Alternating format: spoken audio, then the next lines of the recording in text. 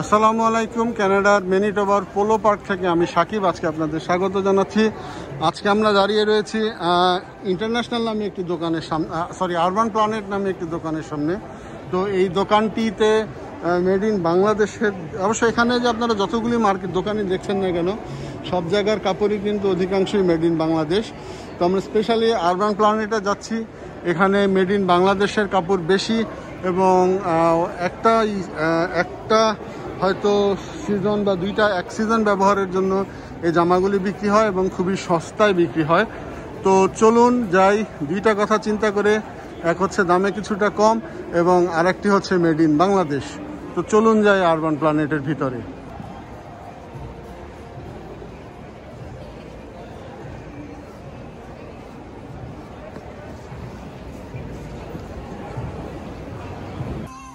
আমি এখন আরবান প্ল্যানেটের ভিতরে। তো এইখানে আসলে পরে আসলে একজন বাংলাদেশি হিসেবে কিন্তু আপনার গর্বে বুকটা ভরে উঠবে।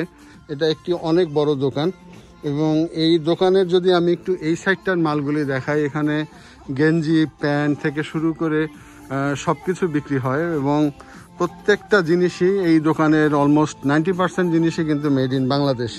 যেমন আমার হাতের যে এই গেঞ্জিটি, আমি যদি একটু দেখাতে চেষ্টা করি যে মেড ইন বাংলাদেশ এবং এই জিনিসটির দাম লেখা $19.99, অর্থাৎ $20, কিন্তু এটা ওরা 50% অফ, অর্থাৎ 50% অফে এই জিনিসটার দাম গিয়ে দাঁড়াবে মাত্র $10। অর্থাৎ যদি বাংলাদেশি টাকায় তুলনা করেন তাহলে এই গেঞ্জিটির দাম পড়বে $650, $650 বা তার কিছু কম বেশি। এবং এখানে চমৎকার কিছু সামার জ্যাকেট রয়েছে, অর্থাৎ এই সামার জ্যাকেটটার এটাও মেড ইন বাংলাদেশ, অর্থাৎ 50% তারা অফে বিক্রি করছে মেড ইন বাংলাদেশ। এবং এই জিনিসটার তারা দাম রেখেছে $40, অর্থাৎ $40 এই জিনিসটা যদি 50% করেন অর্থাৎ $20 কাছাকাছি। তো $20 হিসাবে বাংলাদেশি টাকায় 1200 থেকে 1300 টাকা। তো এই ধরনের দামে আসলে বাংলাদেশি জিনিসপাতিগুলি বিক্রি হয়। তারপরে আমি যদি একটু এই প্যান্টগুলির দিকে দেখাই, যে মেড ইন বাংলাদেশ এবং এই মেড ইন বাংলাদেশের এগুলির দাম একটু বেশি, $40। তারপরে আমি যদি একটু এই জামাগুলি দেখাই, এগুলি বাংলাদেশ কিনা আমার একটু সন্দেহ রয়েছে।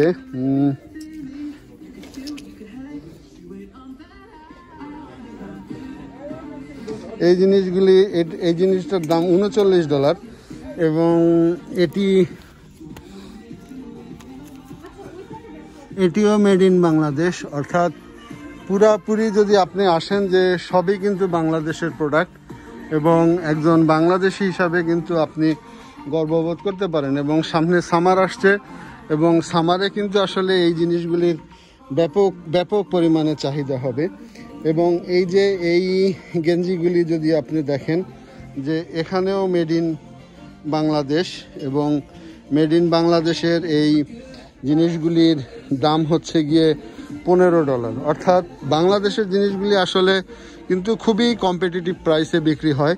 এবং সবচেয়ে আরেকটি কম দামি জিনিস দেখায় যে মেড ইন বাংলাদেশ, আপনারা যদি দেখতে পাচ্ছেন যে মেড ইন বাংলাদেশ এবং 50% তারা সেল ঝুলিয়ে রেখেছে এবং এই জিনিসটার দাম হচ্ছে $15.99, অর্থাৎ $8, 6×8 = 480 থেকে 500 বাংলাদেশি টাকায়।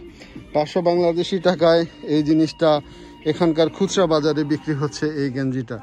এবং এই খুচরা বাজারে এই জিনিসটা যে বিক্রি হচ্ছে, তো এটা আমি বলবো যে $8 অবশ্যই এখানকার জন্য একটি রিজনেবল প্রাইস। কারণ $8 রিজনেবল প্রাইস এই সেন্সে যে কারণ এদেশে একটি ফুলকপি কিনতে গেলেও $4 লাগে। তো $8 দিয়ে একটি গেঞ্জি আসলে খুবই রিজনেবল প্রাইস। এবং এই জামাটা দেখেন, এই জামাটার এরা দাম রেখেছে $29 এবং চমৎকার, এবং সামারের জন্য এই শার্টটা পরার জন্য খুবই ভালো। এবং এই 50% অফের ফলে এই জিনিসটার দাম হয়ে যাবে হয়তো $15-এরও কিছু কম। এবং এই হচ্ছে অবস্থা। আর আমরা যদি এদিকে একটু জিন্সের প্যান্টগুলি দেখাই, যে 50% অফে কিন্তু এরা জিন্সের প্যান্টগুলি বিক্রি করছে, এবং জিন্সের প্যান্টগুলিও আপনার সবই মেড ইন বাংলাদেশ। তো এইভাবে পুরা দোকানটাতেই কিন্তু যে সমস্ত জিনিসপাতিগুলি বিক্রি হয় সবই মেড ইন বাংলাদেশ। আমি মেলের সাইডটায় রয়েছে, ওদিকে ফিমেলের সাইড এবং অন্যান্য সাইড এবং অন্যান্য সব জায়গাতেই কিন্তু ঠিক এই ধরনের রিজনেবল প্রাইসে বিক্রি হয়। তো যারা ভাবছেন যে কানাডার সাথে ব্যবসা করবেন, তো ব্যবসায় কিন্তু প্রফিট মার্জিনটার কথা ধরবেন। যেমন প্রফিট মার্জিনটা কতটুকু থাকে সে জিনিসটা মাথায় রাখবেন। অর্থাৎ $15 এই গেঞ্জিটা তারা তো অবশ্যই প্রফিট করছে, কারণ এদেশে শ্রমের মূল্য অনেক বেশি, এবং একজন স্টাফ যদি এখানে যারা কাজ করেন তাদের কিন্তু ঘন্টায় অলমোস্ট $13 দিতে হয়। তো ওই টাকাটা এবং এই দোকান ভাড়াটা সহ কিন্তু তারা কত করে কেনে আমার জানা নেই, তবে তারা খুচরা বাজারে এই জিনিসটা পাবলিকের কাছে হয়তো $60 দিয়ে বিক্রি করছে। এখন মুসলিম জনগোষ্ঠীর মধ্যে হেজাব একটি ফ্যাশন হয়ে দাঁড়িয়েছে। তো সেই হেজাবের জিনিসপাতিগুলি এখানে বিক্রি হচ্ছে $11 করে, কিন্তু এখানে কিন্তু বাংলাদেশের কোনো মাল নেই, অর্থাৎ চায়নার। তো এইটা একটা মাল হতে পারে, জুতার একটি সেক্টর হতে পারে বাংলাদেশের জন্য, বাংলাদেশের কোনো জুতা নাই। বিভিন্ন কসমেটিক্স, চুড়ি, এগুলোতে কোনো বাংলাদেশের কিন্তু কোনো কন্ট্রিবিউশন নাই। তো যারা নতুন ব্যবসার কথা ভাবছেন তারা এই দিকগুলি কিন্তু অবশ্যই। আমি যদি একটু জ্যাকেটের সেকশনটা দেখাই, যে অর্থাৎ এগুলি স্প্রিং জ্যাকেট, তো এই জ্যাকেটগুলি খুবই চমৎকার ডিজাইনের এবং এগুলোও মেড ইন বাংলাদেশ, এবং 50% এখানে অফ রাখা রয়েছে, এবং 50% অফের আগের দাম হচ্ছে $59.99, অর্থাৎ এর এই $60 যদি 50% অফ করা হয় তাহলে $30 বিক্রি হচ্ছে। তো $30 অবশ্যই একটি রিজনেবল প্রাইস, এবং এই রিজনেবল প্রাইস থেকে কিন্তু অনেকেই নেন। তো এই হচ্ছে এদিকে জ্যাকেটের অবস্থা। এবং ওদিকে ফিমেল সেকশন, যেটা আগে বলেছিলাম যে ফিমেল সেকশনে প্রচুর মেড ইন বাংলাদেশ রয়েছে, এবং এই ধরনের একটি স্টোরে প্রতিদিন কত বিক্রি হয় আমার ধারণা নেই, এবং স্টোরগুলি কিন্তু টিকেই রয়েছে কিন্তু বাংলাদেশের যারা কাজ করেন তাদের উপরে। তো আরেকটি একটু জিনিস বলি, যে যেমন জুতার সাইডটা যদি আমি দেখাই, যে কানাডাতে কিন্তু জুতার মার্কেটটা পৃথিবীর সব দেশেই আছে, কিন্তু এই জুতার মার্কেটে কিন্তু বাংলাদেশের কোনো কন্ট্রিবিউশন নেই। অর্থাৎ এই জুতার মার্কেটে কিন্তু বাংলাদেশ কিভাবে ঢুকতে পারে সেই দিকটা কিন্তু ভেবে দেখা যেতে পারে। এবং এই ধরনের একটি জুতা $30, অর্থাৎ বাংলাদেশি টাকায় 1800-1900 টাকা করে বিক্রি হয়। কিন্তু এগুলোর কস্টিং কত হবে তা তো আপনারা দেখেই বুঝতে পারছেন, যে এই জিনিসের কস্টিং হয়তো হার্ডলি $150 টাকার বেশি হওয়ার কথা না।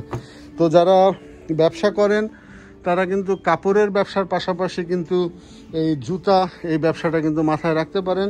তো জুতার দোকানের ম্যাক্সিমাম ব্যবসায় কিন্তু চাইনিজদের কাছে। তো এই ব্যবসাটা কিভাবে বাংলাদেশমুখী করা যায় সেই জিনিসটা নিয়ে কিন্তু যারা ব্যবসায়ী আছেন তারা কিন্তু ভাবতে পারেন। তো আমরা এখন আসলে মেড ইন বাংলাদেশের বেশ কিছু জিনিস কিনে আমরা ফিরছি। তো এই জিনিসগুলি কিনে ফিরতে পেরে নিজেদেরকে ধন্য মনে হচ্ছি, কারণ বাংলাদেশেরতেই এই টাকাগুলো যাচ্ছে। হয়তো মাঝখানে কিছু মধ্যস্বত্বভোগীরা কিছু টাকা খেয়ে নিল, এবং বাংলাদেশের টাকাই আমরা খরচ নিয়ে মানে বাংলাদেশের লোককে কিছু টাকা দিতে পেরে নিজেদেরকে ধন্য মনে করছি। তো প্রিয় দর্শক, এতক্ষণ সঙ্গে থাকার জন্য ধন্যবাদ। আবার দেখা হবে পরবর্তীতে নতুন কোনো বিষয় নিয়ে। সে পর্যন্ত সবাই ভালো থাকবেন। কানাডার ম্যানিটোবার পোলো পার্ক থেকে আমি সাকিব আজকের মতো বিদায় নিচ্ছি। আসসালামু আলাইকুম।